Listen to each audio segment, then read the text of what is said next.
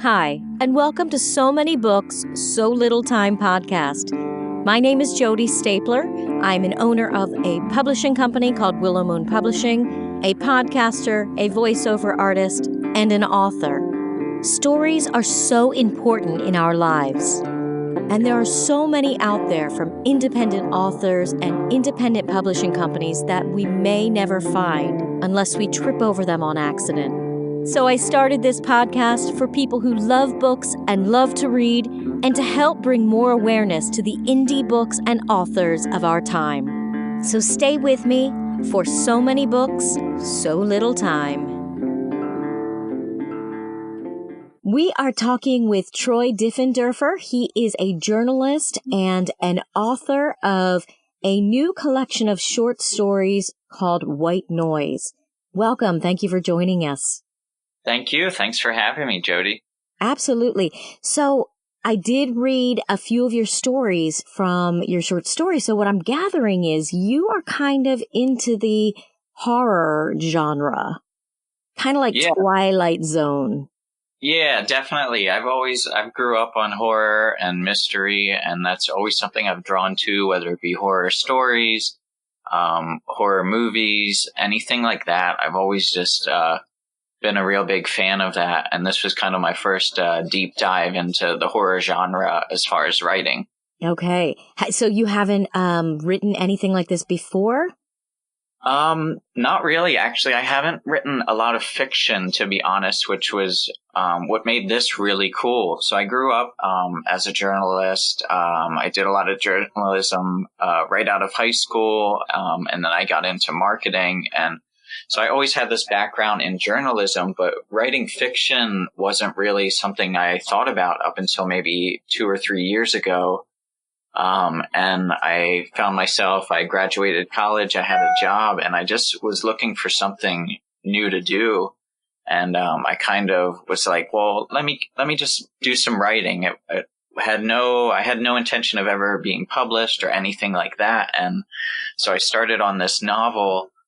And it just coincided. I saw Owl Publishing was looking for submissions, so I submitted 10,000 words of this novel I was working on, and they loved it. And that's actually how I kind of got into the fiction realm, and kind of that's where this all began as far as getting this first collection of short stories published. Wow. So you're used to like reporting and nonfiction and all of that. So how did it feel like to get started into this whole new area of writing where you're using your imagination and coming up with all, well, for yours, creepy things? So it was definitely hard at first. Obviously, I was so used to having these facts to kind of lean on, and it was more of just a creative way to report things that actually happened. So pulling things from my own mind was tough, but again, I always grew up reading horror and reading fiction. I read probably 50 to 60 books a year at least. So I was always a big reader growing up, but it never really crossed my mind that I guess a lot of it was just confidence in having the ability to make up something on my own. And that's kind of how it kind of came out of boredom and just wanting something to do now that I graduated college and had this job locked down. And I just wanted to find another hobby. Yeah. And really cool. And it was really cool. Just the timing was perfect. And to kind of write something and then to have someone like Owl Publishing saying that they really like this and they were willing to put faith in me and put money behind it. That was really cool. And it was just, I got really lucky in that aspect as well. Absolutely. Now, one of the cool things about these stories is that you actually kind of merge music like rock and roll with horror. So you're like taking songs and kind of going through the stories of them. Is that right? Yeah. So I basically, it started, I was at well, to go farther back, a lot of the journalism I did was music journalism. Growing up, I realized I wasn't very good at any instruments. So I figured, what's the second best way I can be around music? And I figured that was writing about music. So a lot of the journalism I did growing up was covering the local bands and covering some national bands. So I was really familiar with the music scene, and then kind of how this short story collection came about. I was actually in the middle working on that novel, and I could tell I was getting burned out, and things kind of slowed down as far as a writing pace. And I went to a concert and it was this band called the Glorious Sons, and they played this song White Noise, which is the title of the collection and one of my personal favorite stories in there. And he actually told this story about how he wrote the song because he got quite a large amount of cocaine for his birthday, and he smuggled it onto a plane for his next gig. And he wrote this song about how scared he was.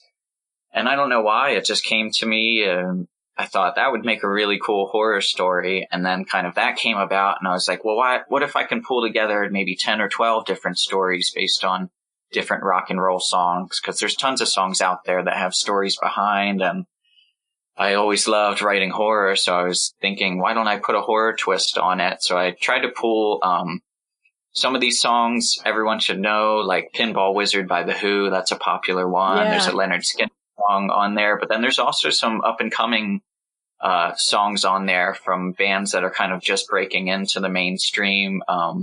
Ghost, that's by a band called Bad Flower, and they're actually a Grammy-nominated band this year for Best New Artist. Wow. So that was really cool to see that, and that's kind of how this collection pulled together. And one of my favorite compliments I've gotten so far, all the feedback I get is that I just hear people say, I've never read anything like this, or how did you come up with an idea like that? And as a writer, for me, that's probably the best compliment I can get, even more so than them enjoying the writing, just because it's very hard to find something that hasn't already been written about, or a spin that hasn't already been taken. No, it's definitely a cool niche that you have. And they really caught me off guard. I'll be honest with you. The stories, they start out real rock and roll, and I didn't really know what to expect when I was reading them. And then all of a sudden it takes this twist. And it was like sitting in front of one of those Twilight Zone or Alfred Hitchcock type of TV shows because I listened to the stories with my Kindle. I can put on my voiceover and listen to it. So I listen to them most of the time. And so it kind of took this like whole other turn. And I was like, wow, I had no idea that's where it was going. So it was really cool. So for people that are really into those kind of macabre, twisted endings and creepiness, these are like perfect.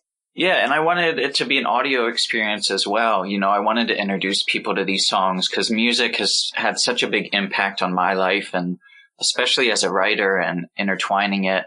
Even the novel I'm working on has some music involved in it, and I wanted it to be something where you listen to the song, whether it be before, during, or after the story, and really get to dive into it and make it more of just a reading experience and something that's interactive. And I thought this was a great way to do it. I made a Spotify playlist of the songs so people can share that. And I just wanted it to be a really interactive experience as well.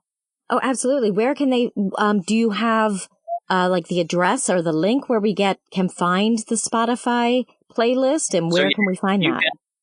Sure, you can find that on my Facebook page, and then anyone that purchases a copy inside the book will also be the link to the Spotify playlist as well. And, I try and share some of the songs as often as I can, give a little sneak peek and to show people what they're in store for. Yeah, absolutely. So can you find the book in all of the bookstores, every bookstore? So you can find it right now. You can find it at Amazon.com. You can find it at owlpublishinghouse.com through there. And then you can also get the Kindle version, I believe, and the audiobook on Amazon. And then most Barnes & Nobles will stock it. And then there's a few Lancaster bookstores locally in downtown Lancaster that also stock the book. Very good. And for listeners, if you do not realize this, all books can be gotten at your local Barnes & Noble book or your independent bookstores. Just go in and ask them if they can order it for you. The more interest that we have in the bookstores for independent authors, the more the bookstores are willing to have those books out instead of just the big 5 publishing companies. So we do definitely want to support those independent publishing companies and independent authors. Now, I do have to ask, if you could pick one favorite horror film of all time, what would you say that would be? That's an easy one for me. I get asked this a lot, and I would definitely go with the original Blair Witch Project. Oh, I've never seen that one. Not a lot of people think it's scary, and it's actually one that isn't. It's one of the few films I can ever remember that doesn't really hit you until the very last scene, and it hits you right after the entire movie's done, and that's when the creepiness and the uncomfortableness sets in. And that's what I love about that, because there's not many movies out there that will do it. It's definitely a scary movie to begin with, but as soon as it ends, that's when you start feeling it. Yeah. Yeah, I'll be honest with you. I have never been into the scary movies. My whole family always was. I would go and leave the room when they watched them because I just, as a kid, had nightmares very badly. So I've never gotten into those, but I know that everybody that I know that's watched Blair Witch has said how it really is very scary. And definitely if it's a like a psychotic type of worry thought thing, I definitely can't watch it. But I did really enjoy reading your books, even though I don't like scary things. Although if I would have had to read them at night before bed, probably would not have been a good thing. So what do you hope that your readers get out of your stories? Well, so there's a big part, and I wanted to mention a specific story in there. There's a story in there called Ghost that was really important for me to write. As someone who suffers from mental health issues as far as depression and anxiety, that was a really emotional story to write. It talks about the topic of suicide, and the song itself that's the one by Bad Flower, and it covers suicide. And for me, growing up reading these horror stories, I was always drawn to the horror stories that weren't just there for the shock value. And I always give the example of Carrie by Stephen King. Everyone thinks that's just about the girl who had blood poured on her, but it was really just so much more than that. It was about bullying in high school and the mob mentality and growing up and puberty and stuff like that. So it was this horror story that was scary, but it also had real issues that Stephen King was able to bring to light. And for me, that's what writing Ghost was for me. And it was bringing these issues to light, making them scary, but also making them really heavy and emotional and powerful. And it was great to hear. I'd say about half the people that I get feedback from say that Ghost is their favorite story, which was really exciting for me because that's probably my favorite story as well. And it was definitely the most emotional story that I put into the collection. Wow. What an honor to have everybody say that to you when it's something so important. Yeah. Yeah. That is a very important topic. And I'd like that you kind of hit those lessons inside the stories as well. Yeah. So you said there are 10 short stories in this book? Yep, there's 10, and they range from songs from the 70s to songs that were released only just last year. I tried to include a good mix of them. They're all the rock genre. They're not all hard rock. There's some, I know Take Me Home Tonight by Eddie Money's more of a hair ballad, and that's one of my favorite songs. So I tried to include a good mix that'll appeal to everyone. I love that you use those as your inspiration. I really do. I think that is so cool. But you've mentioned a couple times that you're working on a novel, or you had been working on a novel. How is that going? So I have a lot of projects in the works. I think it's very tough to navigate, especially as a new author and someone who I think there's a lot of people I hear that will say like, oh, ever since I was little, I was writing stories and it's what I always wanted to do. And not that I'm ungrateful, but it just wasn't the case as far as I never really believed that I had the ability to write fiction until maybe a couple years ago. So I'm just kind of navigating these waters, whether I'm working on this novel and then there's some other projects that I would love to tell you about, but they're not set in stone. But they're some really cool short stories and flash fiction collaborations that I'm working on. But I can let you know that we're going to be releasing, ideally, in the October of next year, we're going to be releasing White Noise Volume 2. And instead of stories by myself, we're actually going to open it up to college students in the Pennsylvania area to submit their own interpretations of rock songs. Oh, very cool. And where can they submit those, or where can they find out more about that?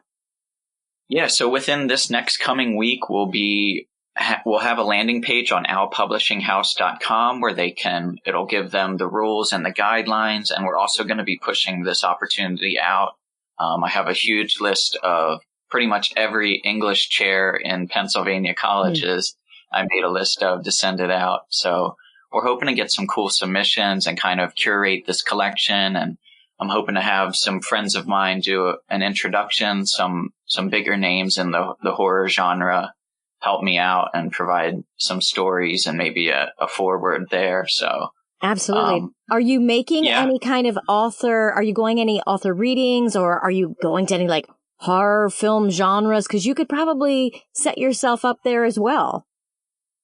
Yeah, I would like to. It's definitely something I'm pursuing, and it's definitely weird because I do marketing full time as my position, so I'm still getting used to marketing something that I actually created. And it's definitely tough working 40 hours marketing and then coming home and doing more marketing. So it's something I'm easing into, whether it be doing some giveaways online or ideally we're going to do an author spotlight / meetup. That's going to be all of the authors over at Owl Publishing. We're going to hopefully settle down somewhere in the spring and kind of invite people to come out, not only check out our books, but invite people who maybe want to get into publishing a book and kind of can talk to published authors and ask us about the process and things like that. So yeah, well, when you guys have a date, make sure you let me know and I'll put it on the website and I'll announce it on the podcast as well. For sure. 2019 is definitely going to be exciting. I'm still navigating the waters, but I have tons of ideas thrown around, and I write 4 days a week. So I'm cranking out some things. I just don't know when or what they're going to be yet. But Right. Now, can you kind of give us a hint on where your novel is going? Like, is it in the horror genre? Are you sticking with that? Yeah, so it's definitely in the thriller horror genre. Like I said, I actually worked on this novel before the short story collection started. So the publishing company is aware of it. I've sent them. I'm probably about a little over halfway through it. It's been a steady climb, but yeah, it's definitely in the genre thriller aspect for sure. Very good. I know that thriller and horror is a great genre of books, that they're big followers with those. So I wish you all the luck with that, and, work hard on it, man. Get it out fast. For sure. And the horror and thriller community, I have to say, is such an inclusive community. I met so many people. A lot of authors I read, I just started friend requesting them on Facebook just to see if, hey, maybe they'll accept it. And I'd say about 80% have. And now I've reached out to these people for advice. They've given me advice. They've given me feedback. And it's really cool. And it's still weird to kind of go from a reader of their stuff to more like a peer and kind of joining their little club of horror and thriller writers, which is still surreal. Yeah, how cool. Well, congratulations on this book. And is there anything else you'd like to share, or anything that anywhere you can tell them to make sure they come and see you, or anything like that? Just to check out my author page on Facebook. It's just Troy Diffenderfer author. It's Troy Diff on Instagram. Feel free to follow me there. I'm always posting what I'm reading. Like I said, I try to finish a book about once every 2 weeks. So I'm always posting what I'm reading. I think the best writers are also the best readers. So I try to read as much as I can. And yeah, you can get White Noise on Amazon, owlpublishinghouse.com, or at your local Barnes & Noble. I think this is great for, even if you're not a huge fan of horror, it's great for those music fans, those who want something a little different. They're pretty short stories, so they're easy to digest, but I think it's a good book for people to check out. Absolutely. And definitely for those music lovers, especially the rock and roll lovers. It's pretty cool to see these songs actually turn into a story. So, thank you so much for allowing me to read it, and thank you for joining me today. Sure. Well, thank you, Jody. Thank you so much. I appreciate it. Make sure you pick up White Noise by Troy Diffenderfer.